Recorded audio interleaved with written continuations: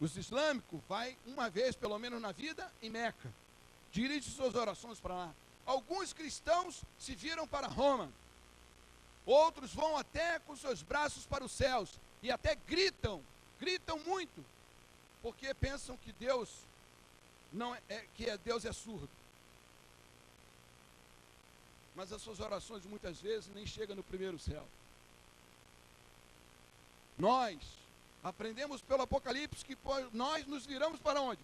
Para o santuário celestial, porque a profecia diz, olha o que diz a profecia, Daniel capítulo 8, versículo 14. Daniel capítulo 8, versículo 14. O que diz para nós aí? E ele me disse, até 2.300 tadimãs, e o santuário será o quê? Purificado. Tem uma tradução que diz, depois será purificado. Cristo Jesus está no santuário celestial. Ele ficou 18 séculos no primeiro compartimento do santuário celestial. No ano 31, ele subiu, teve a sua entronização. Ele foi entronizado juntamente com o próprio Pai, de pé de igualdade. Agora como sumo sacerdote, com os méritos do sangue que ele derramou na cruz do Calvário, no ano 34, quando Estevão foi apedrejado, ali o primeiro mártir da história já estava predito na profecia de Daniel, capítulo 9. Cristo Jesus agora começa a ministrar o seu primeiro ofício do seu ministério. Ficou 18 séculos, do ano 34 ao ano de 1844, no primeiro compartimento, fazendo intercessão, porque a profecia dizia isso. Olha o que diz lá, Daniel capítulo 7. Daniel capítulo 7, falando daqueles animais em que prediz toda a história do mundo, desde o tempo de Babilônia até os nossos dias, ou até além disso. Olha o que diz aqui, no versículo 8 de Daniel 7 diz, então eu observei o chifre, eis que entre eles subiu um outro pequeno, diante do qual dos 3 primeiros chifres foram arrancados, e eis que nesses chifres havia olhos como de homem, e uma boca que falava insolência. Ou seja, os 1800 anos, 1810 anos, 18 séculos, que Jesus ficou no primeiro compartimento, havia uma profecia que impedia. E ali, como no santuário terrestre, o período era maior, onde o sacerdote oficiava no primeiro compartimento, Cristo Jesus ficou ali, e aqui na terra, o chifre pequeno ia jogar a verdade do santuário por terra. Uma das grandes verdades, o chifre pequeno ia jogar por terra. Quer ver? Olha o que diz Daniel capítulo 8. Esse mesmo chifre pequeno, versículo 10, diz o que diz dele aí, cresceu até atingir os exércitos dos céus, e algum dos exércitos das estrelas lançou por terra e os pisou. Sim, engrandeceu-se até o príncipe dos exércitos. E dele tirou o quê? O contínuo. Uma tradução diz, um sacrifício diário. E o lugar do seu santuário foi o quê? Deitado abaixo. E olha, o finalzinho do versículo 12 diz assim, deitou a verdade por terra, e o que fez o quê? Prosperou. Prosperou até quando? Porque um anjo começando com outro, disse no versículo 13, até quando durará a visão do sacrifício diário, transgressão assoladora, visão no qual será entregue o santuário e o exército a fim de serem pisados? Então ele disse, até 2.300 tardes da manhã o santuário será purificado. Meus amados, o que tem a ver isso com a nossa salvação? Tem muito a ver, irmãos. Todo adorador, ele tem que ter um lugar onde ele vai adorar o seu Deus. Todas as religiões promovem isso, ou não? Um momento de encontro, um lugar separado, um local sagrado. Cristo Jesus criou um santuário celestial, onde todos vão ter um momento de o adorá-lo. Como tem todos os anjos, todos os seres dos planetas vão lá adorá-lo. Que é o centro nervoso do universo. É o centro onde acontecem todos os concílios, todas as grandes decisões. E a mais importante nossa, como está em Apocalipse capítulo 13. Olha o que diz Apocalipse capítulo 13. A mais importante decisão saiu de lá, irmãos. Apocalipse capítulo 13. Olha aqui, versículo 8. Adorá-lo-ão todos que habitam sobre a terra, aqueles cujo nome não for escrito no livro da vida, do Cordeiro que foi morto desde a fundação do mundo. Essa decisão de o Cordeiro morrer por nós foi o quê? Feito antes do quê? Da criação do universo. Essa palavra mundo aí é cosmo. Não é pessoa, antropo, é cosmo.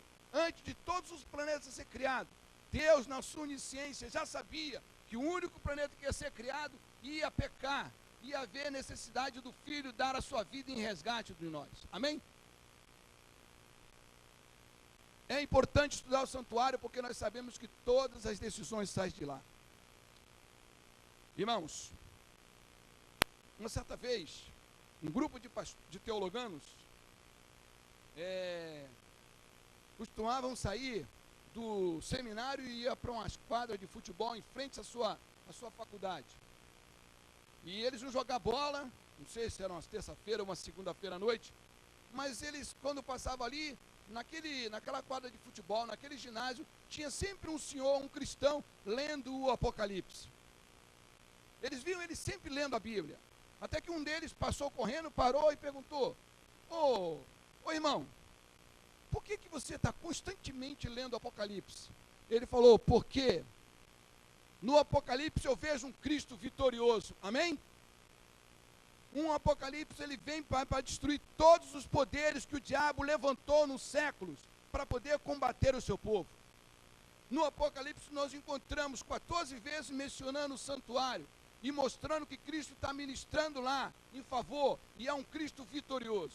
E que um dia ele vai tirar a sua roupa de sumo sacerdote, vai colocar a sua roupa de rei dos reis, senhor dos senhores, para fazer o quê? Olha o que diz, Apocalipse capítulo 17.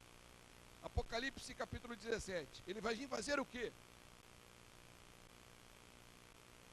Lembre-se, às vezes os aparentes vitoriosos serão o quê? Os verdadeiros derrotados. Apocalipse 17, versículo 14, diz assim: pelejarão eles contra quem? 37 vezes menciona o Cordeiro, um dos títulos mais usados no Apocalipse, mencionando o quê? Referindo-se ao quê? Ao santuário. Eles, pois, venceram por causa do sangue do Cordeiro. Está se falando de um santuário. E o Cordeiro os vencerá, pois é o Senhor do Senhor, o Rei dos Reis. Vencerão também os chamados eleitos fiéis que se acham com ele. Quer ser um vencedor? Esteja do lado do Cordeiro. Esteja do lado certo. Para nós estarmos do lado certo, agora nós já temos que começar a decidir agora, irmãos. Eu tenho que estar do lado do santuário certo. Dizem por aí que todos os caminhos levam a Roma, mas um só leva a Deus. Amém? Jesus disse: eu sou o caminho. Essa ideia de os caminhos não tem. Mais de 40 mil religiões que usam a Bíblia, cada um inventando mais caminhos para lá e para cá. E nós temos visto todo ano alguns cristãos sinceros que querem realmente aprender a palavra de Deus para praticar. Eles vêm, estudam e tomam a sua decisão ao lado certo. Amém? Convencido pela palavra, não por argumento de homens.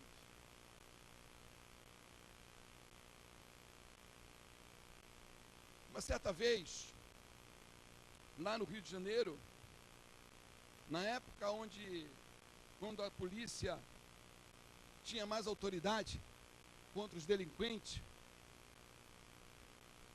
as pessoas não podiam andar sem os documentos, mostrando que era trabalhador, e ou estudante, eram pessoas de direito, né? Senão eram presos por vadiagem, porque esse crime acabou há muito tempo, né? E nós estamos vendo a bagunça do jeito que está aí, embora eu não estou aqui para discursar sobre esse assunto, mas eu trouxe esse assunto porque eu soube, mesmo antes de eu ser adventista, isso aconteceu lá no Rio de Janeiro. Naquela época, alguns meninos, adolescentes, estavam fazendo bagunça, quebrando letreiros de bares, e a polícia passou e deu uma blitz em cima assim, prendeu um grupo de meninos, de adolescentes. Passando próximo, estava também um ex-adventista. Também ele foi preso. Na hora, no medo, né, ele lembra da casa do pai, né? Não, eu sou delegado, não, eu não sou, não estou junto com eles. E os outros também diziam, não, ele não estava com a gente. Não, eu não sou deles, eu não sou desse grupo, eu não estava fazendo isso. Eu sou crente. Ah, tu é crente mesmo? Eu sou crente, mas você é crente de onde? O delegado perguntou para ele. Ele falou, não, eu sou crente adventista do sétimo dia. Ah, é? Então eu quero ver mesmo se você é adventista.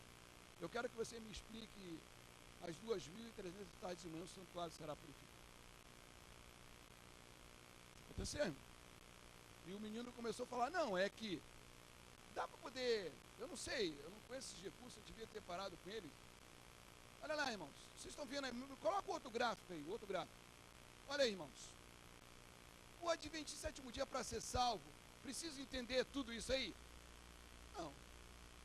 Precisa ter a capacidade de explicar com detalhe? Não, é por isso que a própria igreja já prepara, através do nosso teólogo, material de sobra, onde que os próprios alunos podem estudar, e cada um tem a sua compreensão. Amém? Não é obrigado, mas você, quando estuda, o Espírito Santo grava o necessário para a sua salvação, ou não? Grava. Sabe por quê? A Bíblia diz assim, examinai as Escrituras. A Bíblia também diz, São João 5,39, e em Apocalipse capítulo 3 diz, bem-aventurado aqueles que leem.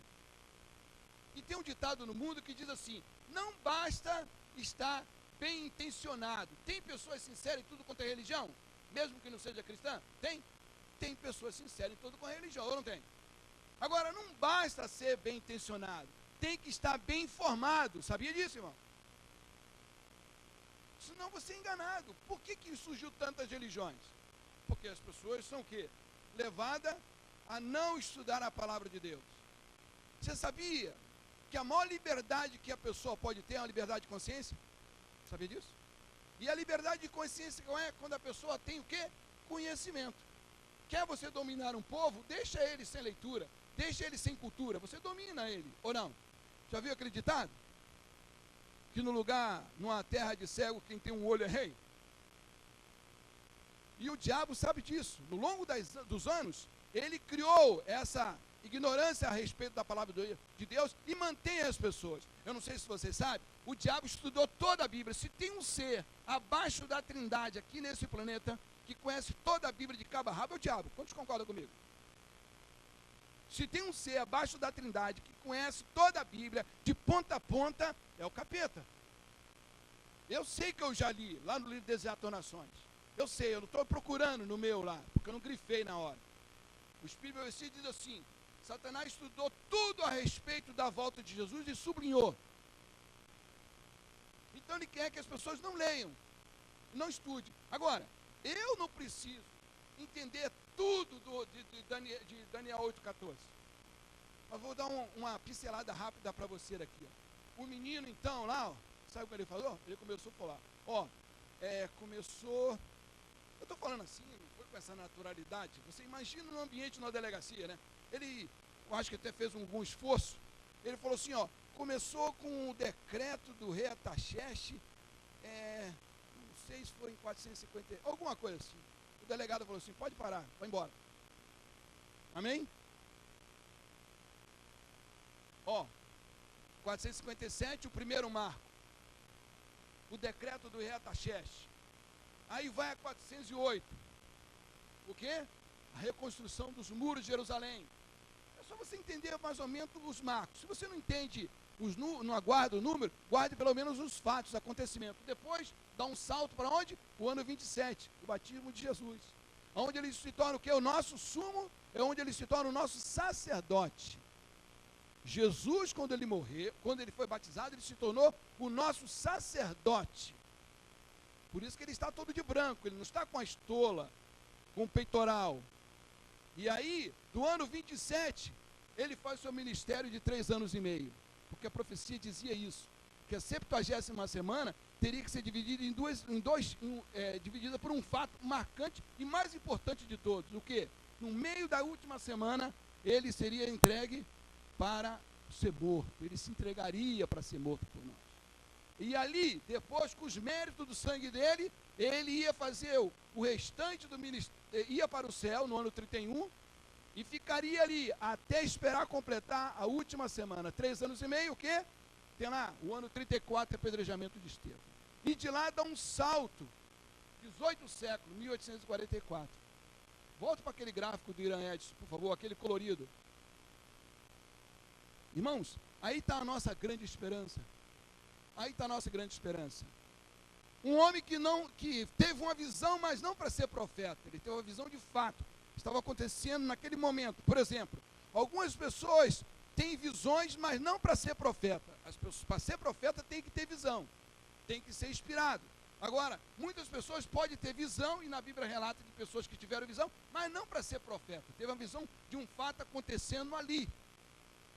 Por exemplo, Gideão, né? Ele teve aliás, melhor dizendo, aqueles homens que antes de serem invadidos, inimigo de Deus, os moabitas serem vencidos por Gideão, teve um sonho e contou ainda para o outro, não contou? Ele não era profeta. Então, Irã Edson não teve o dom profético, mas ele teve uma visão. Na manhã do dia 23 de outubro de 1844, numa quarta-feira, ele saiu para confortar os outros irmãos, que estavam chorando. E ele teve essa visão.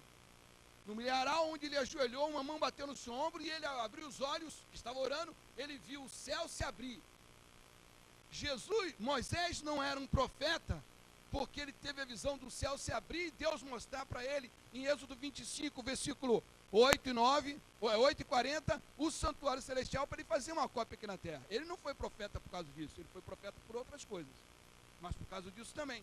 Então, Irã Edson teve uma visão de fato, chama-se uma visão clássica, para o momento dele, não apocalíptica. Ele viu Cristo Jesus passar do santo para o santíssimo. Então, voltando àquele gráfico lá dos Marcos, você entende que em 1844 começou o quê? A purificação do santuário, a purificação de todos os pecados perdoados, de pessoas que confessaram. É lógico, pessoas que não confessam o pecado, não vai ter os seus pecados apagados.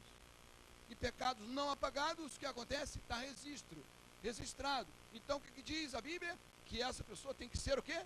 Morta. Vai perder a salvação. Se ela sabe, se tem oportunidade de aprender e não aprende, se perde. Então você já percebeu a responsabilidade que nós, como povo de Deus, temos para levar a milhares de pessoas que nos rodeiam? Semana que vem eu vou trazer mais um motivo para vocês. Estou preparando um vídeo, eu vou te trazer o motivo por que nós temos que se empenhar e trazer pessoas para estudar a Bíblia. Não necessariamente o Apocalipse, mas pode fazer estudo bíblico com outras pessoas. Mas a grande primeira oportunidade que mais ou menos há 18 anos, mais ou menos, essa igreja central tem dado é que a primeira classe que começa a preparar em cada ano, qual é? A do Apocalipse. Você pode também continuar dando estudo bíblico, não é necessariamente que seja com o irmão João, mas eu estou te dando a oportunidade. Se você às vezes não tem o dom de dar um estudo bíblico, comparece com a pessoa e vem fazer o curso do Apocalipse. Mas voltando aqui, irmãos, eu já disse para vocês que o rapaz então foi liberado. E por quê? Porque conhecia alguns pontos necessários para a nossa salvação.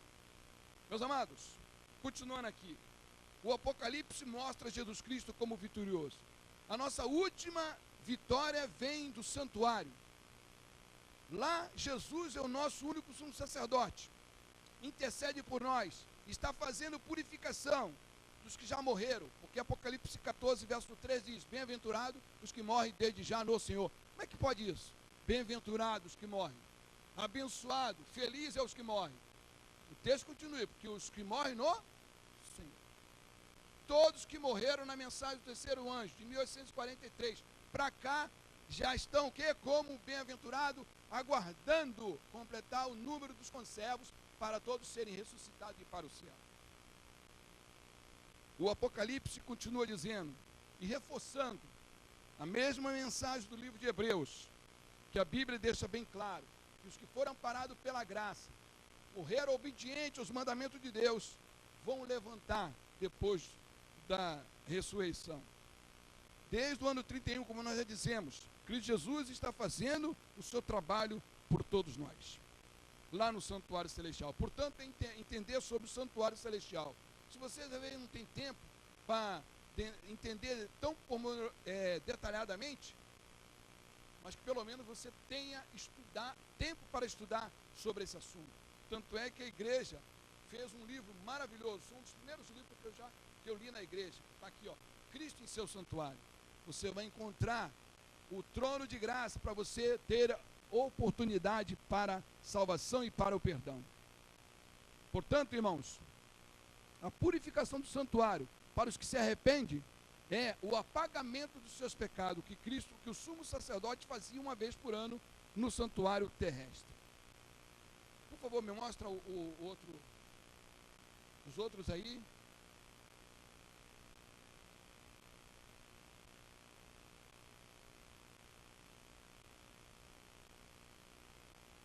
Mas o outro.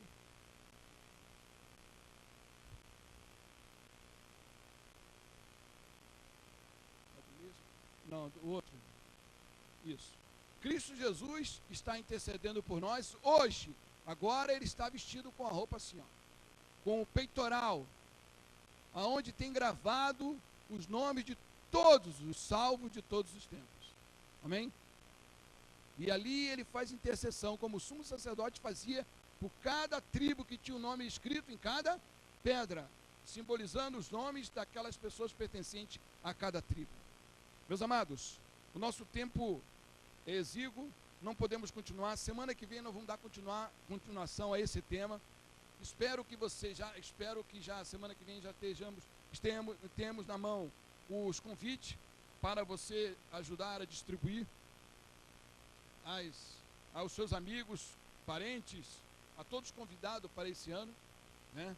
E espero que você, junto conosco e como igreja, continue orando para que tenhamos sucesso em todas as atividades missionárias da igreja. Amém?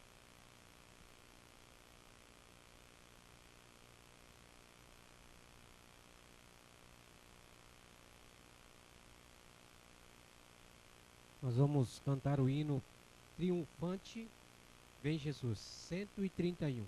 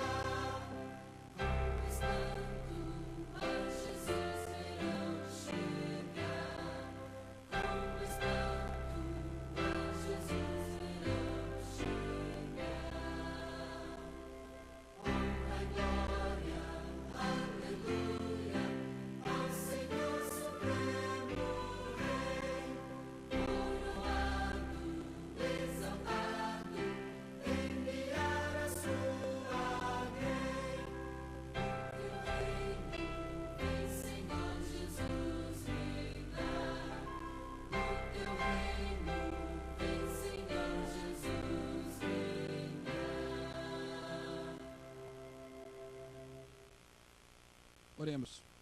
Bondoso Deus, amante Pai, muito obrigado pelos momentos em que passamos aqui em torno da Tua Palavra, estudando a Tua Palavra, tal como ela é, para que possamos cada vez mais fortalecer a nossa fé naquele que saiu vitorioso da tumba e que não está preso numa cruz, porque Ele está vivo por todos os sempre.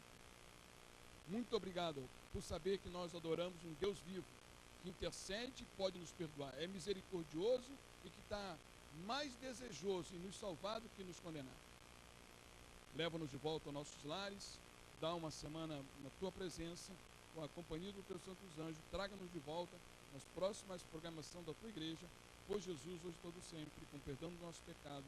Amém. Nós vamos ainda encerrar com o hino tradicional que a gente encerra todos os cultos aqui na igreja. Em paz eu vou.